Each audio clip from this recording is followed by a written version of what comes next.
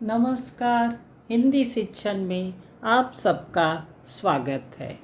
आज मैं एक नया पाठ भगवान के डाकिए कविता जो रामधारी सिंह दिनकर जी द्वारा रचित है उसके कविता को पढ़ते हुए उसके अर्थ को समझाने जा रही हूँ। ध्यान से सुनिएगा, समझ में आएगा, अच्छा लगेगा तो लाइक शेयर अवश्य कीजिएगा।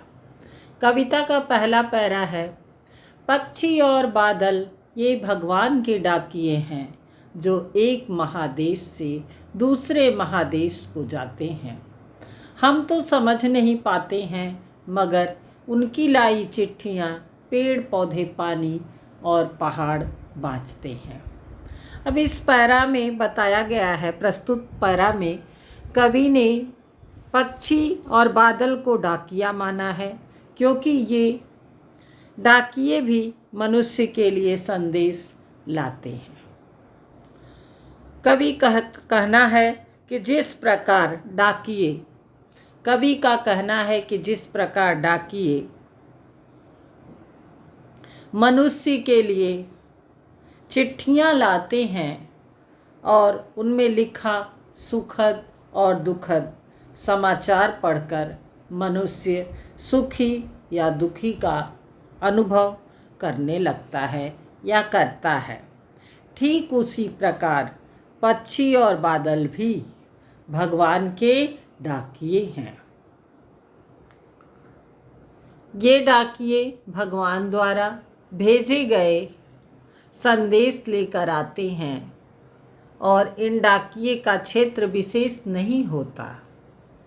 ये एक देश से दूसरे देश के लिए, मनुष्यों के लिए प्रेम, सद्भाव और एकता का संदेश लेकर आते और जाते हैं। पक्षी और बादल द्वारा लाए गए संदेश पेड़ पौधे पानी और पहाड़ पढ़ते हैं और इन्हीं संदेशों के अनुसार व्यवहार भी करते हैं। जैसे देखिए यही बात है, पक्षी और बादल ये भगवान के डाकिए हैं। मतलब कवि ने यहाँ पक्षी और बादल को भगवान के डाकिया माना है क्योंकि उनका मानना है कि पक्षी जो है वह विचरण करते हुए एक देश से दूसरे महादेश को पहुँच जाते हैं। हम नहीं समझ पाते प्रकृति प्रदत्त चीज़ों को, लेकिन ये पक्षी और पहाड़ समझ जाते हैं और हमें उनसे जो है वे संदेश भी देते हैं। खुश होते हैं तो खुशी की आवाज़ निकालते हैं और दुखी होते हैं तो उस समय दुखी का भाव प्रकट करते हैं। तो ये जो है पक्षी और बादल, ये दोनों हमें बहुत अच्छी तरह से भगवान के द्वारा जो परिवर्तन होता है उसको ये समझ पाते हैं। हम मानव के लिए करारा व्यंग किया गया है इस पैरा में कि हम मनुष्य हैं, मनुष्य सर्वश्रेष्ठ प्राणी होता है, लेकिन हम नहीं समझ पाते प्रकृति के परिवर्तन को, लेकिन ये पक्षी और बादल समझ जाते हैं। दूसरा पैरा है। हम तो केवल यह आंकते हैं कि एक देश की धरती दूसरे देश को सुगंध भेजती है और वह सौरभ हवा में तैरते हुए पक्षियों की पाँखों पर तिरता है और एक देश का भाप दूसरे देश में पानी बनकर गिरता है। अब यहाँ श्री रामधारी सिंह दिनकर जी ने कहा है कि इन पंक्तियों में उन्होंने कहा है कि बादल द्वारा लाई गई चिट्ठियों को पेड़ पौधे पानी और पहाड़ के द्वारा पढ़ने का वर्णन किया गया है। कवि कहते हैं कि पक्षी और बादल द्वारा लाई गई जिन चिट्ठियों को हम मनुष्य नहीं पढ़ पाते उसे पेड़ पौधे पानी और पहाड़ पढ़ते हैं, बाँचते हैं, मतलब पढ़ते हैं। मगर उनकी लाई चिट्ठियाँ पेड़ पौधे पानी और पहाड़ बाँचते हैं मतलब पढ़ते हैं। इन चिट्ठियों से प्राप्त प्रेम, सद्भाव और एकता का संदेश कौन लेता है? पेड़ पौधे पानी और पहाड़ बाँचते हैं और इनके से एकता का संदेश सुगंध हवा में फैले हुए जो है सुगंध, ये सब जो है हम मनुष्यों तक ये पक्षी और बादल पहुंचाते हैं। बिना किसी भेदभाव के ये एक दूसरे के पास पहुंचाते रहते हैं। अपने ही देश में नहीं बल्कि अन्य देशों में भी पहुंचाते हैं। हम मनुष्य केवल यह अनुमान ही कर पाते हैं कि धरती अन्य देशों को सुगंध भेजती है। हम तो केवल यह आंकते हैं, मतलब हम केवल यह एक अनुमान करते हैं कि एक देश की धरती दूसरे देश को खुशबू भेजती है, सुगंध भेजती है। वास्तव में प्रकृति ऐसा करके भेदभाव त्यागने का संदेश देती है। धरती द्वारा भेजा गया सुगंध हवा में तैरते हुए किसी अन्य देश के वातावरण में क्या होता है, घुल मिल जाता है। पक्षियों के पंखों के द्वारा वह हवा में तैरते हुए दूसरे देश में पहुंचता है और वहां जाकर के वह क्या करता है, घुल मिल जाता है, उस हवा में वह मिश्रित हो जाता है। प्रकृति द्वारा भेदभाव न करके एक और उदाहरण भी है, जैसे किसी भी देश की नदी, सागर, झील, सरोवर आदि का पानी भाप बनकर उड़ता है और यह भाप ठंडा होने पर वर्षा के रूप में अपने देश में ही नहीं बल्कि अन्य देशों में भी क्या करता है, बरसता है।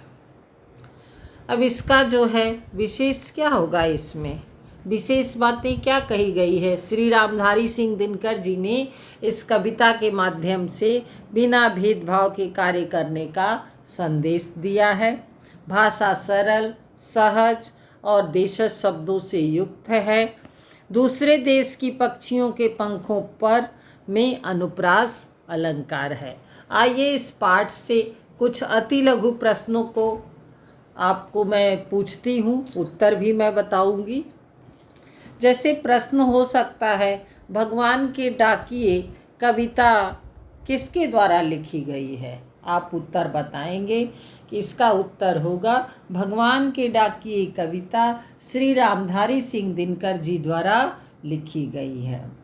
दूसरा प्रश्न अति लघु बन सकता है कि एक देश की धरती दूसरे देश को क्या भेजती है? उत्तर लिख सकते हैं, सुगंध भेजती है। तीसरा प्रश्न बन सकता है अति लघु में, भगवान के डाकिए इस संसार को क्या संदेश देना चाहते हैं? भेदभाव न करने का संदेश देना चाहते हैं। बाँचते शब्द का अर्थ क्या होता है? आप लिखेंगे, बाँचते शब्द का अर्थ होता है जो है पढ़ना, उसको पढ़ करके बताना। प्रस्तुत कविता में पक्षी और बादल को क्या कहा गया है? भगवान का डाकिए कहा गया है। तीरता शब्द का क्या अर्थ है? तैरता होगा। सौरभ शब्द का अर्थ क्या होगा? खुशबू होगा। तो इस तरह से आप अति लघु प्रश्न तैयार कर सकते हैं। एक देश का भाप दूसरे देश में क्या बनकर गिरता है? पानी बनकर गिरता है। उत्तर में आप लिख सकते हैं। काव्यांश हमें क्या शिक्षा मिलती है? स्वार्थ की भावना, प्रेम भाव का संदेश पहुंचाना एक दूसरे तक, यही हमें ज्ञान और सीख मिलती है। फिर भगवान के संदेश को पेड़ पौधे, पानी और पहाड़ क्यों समझ पाते हैं? क्योंकि वो भेदभाव की भावना से परे हैं, उनके अंदर अपना पराया का भावना नहीं है। बादल और पक्षी क्या नहीं मानते? भौतिक सीमाओं को नहीं मानते।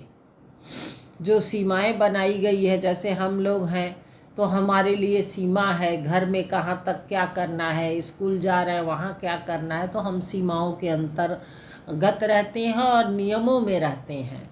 लेकिन इनके लिए कोई नियम और बंधन नहीं है। अब आइए इससे संबंधित कुछ प्रश्नों को मैं समझा दूं, क्या हो सकता है। पहला प्रश्न है, कवि ने पक्षी और बादल को भगवान के डाकिए क्यों बताया है? स्पष्ट कीजिए।